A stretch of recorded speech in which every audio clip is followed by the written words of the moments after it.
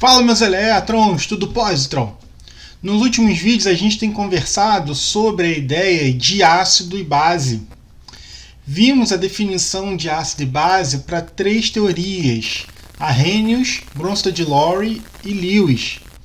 No vídeo de hoje a gente vai pegar essas teorias e colocar um fundo prático. Como é que você utiliza essas teorias hoje no seu cotidiano? Vamos lá?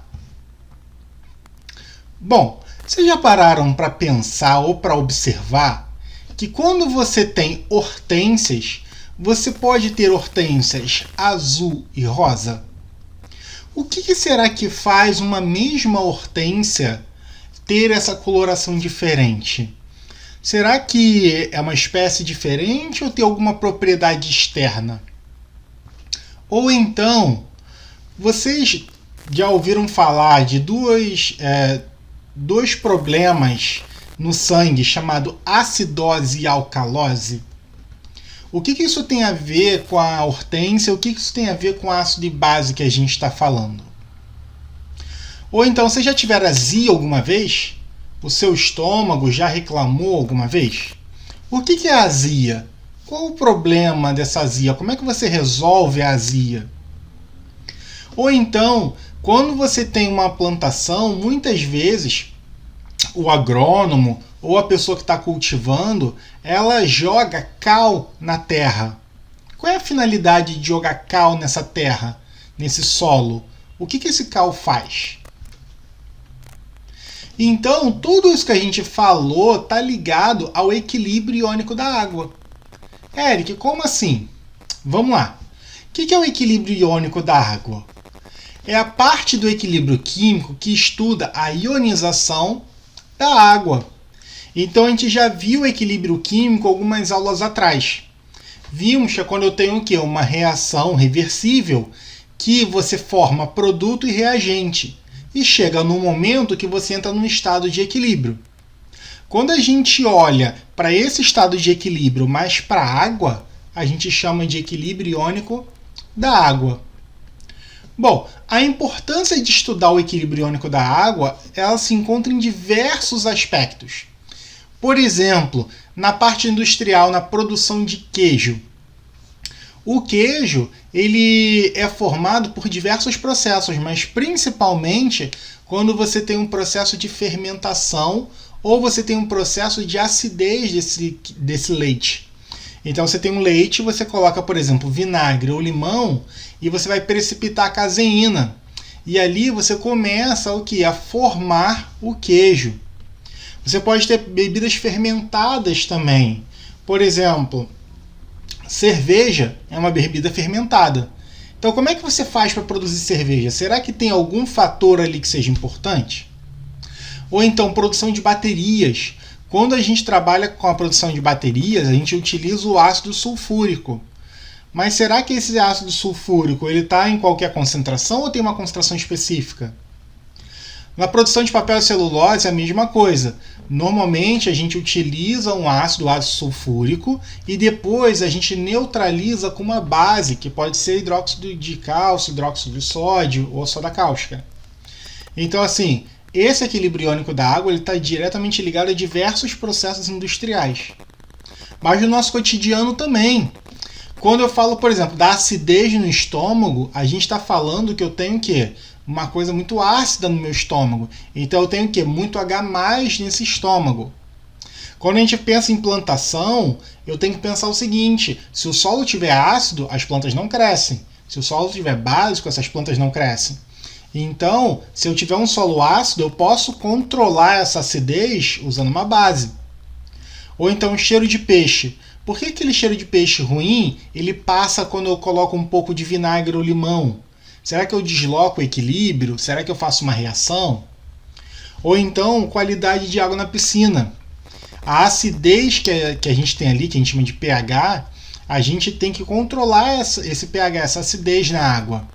E a gente controla por vários indicadores. Então são várias e várias aplicações desse equilíbrio iônico no nosso cotidiano. Meus elétrons, então a gente conversou sobre a importância que esse equilíbrio iônico da água tem no nosso cotidiano. Mas como é que funciona esse equilíbrio? Bom, tudo começa lá na ionização da água. Como assim?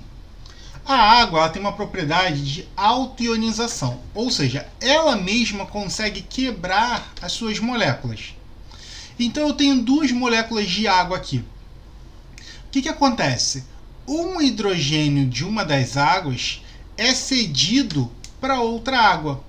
Com isso, você quebra a ligação hidrogênio-oxigênio e uma outra água pega esse hidrogênio para ela. Então, o que acontece? A água tem o quê? HOH. Beleza? Aqui. HOH. O que ocorre? Você quebra uma das ligações e esse hidrogênio vem para o oxigênio, formando o quê? H3O+. E o que vai liberar do outro lado? OH-. Então, esse processo é chamado de autoionização, ou seja, a água mesmo se ioniza. Só que para a gente não ficar trabalhando com H3O+, a gente pode simplificar essa ideia. Então, a gente simplifica colocando apenas o que? H+ e OH-. Então, a gente simplifica da seguinte maneira. H2O quebrando em H+ e OH-. Bom, então no equilíbrio, o que acontece? Eu tenho uma reação, beleza? De ionização da água. No equilíbrio, a gente sempre vai ter o quê? A constante igual à concentração dos produtos sobre concentração dos reagentes. Que eu teria isso aqui, ó. Então, uma constante, a multiplicação dos produtos sobre a multiplicação dos reagentes. Pessoal, não faz muito sentido eu falar de concentração de água, tá? Porque como a água é o próprio solvente, não faz sentido eu falar de concentração do solvente. Então eu posso pegar essa água aqui e multiplicar pela constante K. Quando eu fizer isso, eu chamo isso de KW, ou seja, constante da água. Então a gente tem a formulazinha básica da constante de equilíbrio da água, que é o quê? KW igual a concentração de H+ vezes concentração de OH-. Esse equilíbrio, ele me dá umas condições interessantes. Dependendo da temperatura, as concentrações de H+ e OH- vão variar. Mas se por acaso eu tenho uma água pura, a concentração de H+ sempre vai ser igual à concentração de OH-. Elas podem mudar de valor, mas elas sempre serão iguais. Então, se eu tenho a concentração em função da temperatura, eu posso colocar em uma tabela. Então, aqui nessa tabela, eu tenho o valor da concentração de H+ e OH- para diversas temperaturas. Para nossa temperatura ambiente, 25 graus Celsius, a gente tem o quê? A gente tem que o valor da concentração de H+ e OH- vale quanto? 10⁻⁷. Se por acaso eu colocar esse valor na equação do KW, a gente vai achar que para 25 graus Celsius, KW vale quanto? 10⁻⁴. Esse valor a gente tem que saber, pessoal. A concentração de H+, concentração de OH- e o KW a 25 graus Celsius, a gente tem que saber, tá? Então, essa linhazinha aqui é super importante para a gente. Com isso, a gente pode pensar em duas definições, que é a ideia de meio ácido e meio base, ou seja, acidez e basicidade. Quanto maior a concentração de H+, mais ácida é uma solução. Quanto maior a concentração de OH-, mais básica, ou seja, mais alcalina, vai ser a solução. Então eu posso me dizer a ideia de acidez e basicidade com relação à concentração de H+. Se eu tenho uma concentração de H+ maior que 10⁻⁷, eu digo que isso é uma solução ácida. Se eu estou com uma concentração maior que 10 a menos 7 de H+, para manter 10 a 14, o que tem que acontecer? O Kw, lembra? Kw igual a 10 a 14.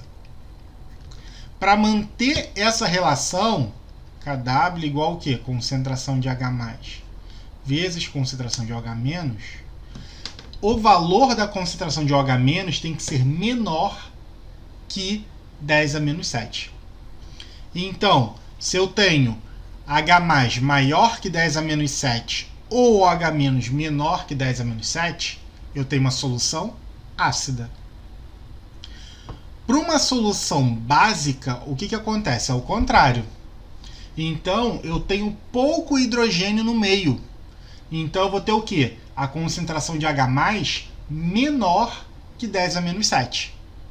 Se é uma solução básica, eu vou ter muito OH-, ou seja, muita hidroxila. Então, a concentração de OH- vai ser o quê? Maior que 10 a menos 7. E para uma solução neutra, para um meio neutro, a concentração de H+ vai ser igual à concentração de OH-, que vai ser igual a quanto? 10 a menos 7. Beleza? Então, o que a gente vai fazer? A gente vai aprender alguns cálculos desse equilíbrio. Principalmente a concentração de hidrônio, que é o H+, a hidroxila, que é o OH-, e as suas funções matemáticas, o pH e o pOH. Pessoal, então é isso. No vídeo de hoje a gente fez uma pequena introdução sobre esse equilíbrio iônico da água. Vimos que ela está presente no nosso cotidiano em diversos aspectos. Nos próximos vídeos a gente vai aprender o que é esse equilíbrio em termos de matemática, em termos de equação, e depois a gente vai aprender o cálculo de pH e pOH. Muito obrigado, até a próxima. Beijos no elétron!